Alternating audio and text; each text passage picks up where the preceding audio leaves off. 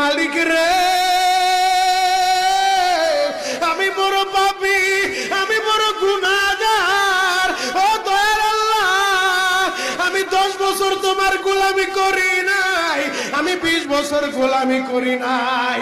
আল্লাহ, আজকে মনিরুল ইসলাম শরীয়তপুরী আমার ভাই শোনা গেছে তোমারে বন্ধু বানাইলে ওই জান্নাত পাওয়া যাবে। মালিক রে, তুমি আমারে দাও না মাফ কইরা। যুবক রে, যদি কেউ আল্লাহরে বন্ধু বানাইতে পারে তার কোনো আর চিন্তা নাই, তার চিন্তার কারণ নাই গো বাবা। এ যুবক ভাইরা, দাড়ি পাকা বাবাজিরা, সবাই আমার দিকে একটা নজর তাকান। এই যে দেখেন আমি হাতের ভিতরে আহারে টিস্যু দিয়া কাফনের মতো একটা দৃশ্য বানায় ফেললাম।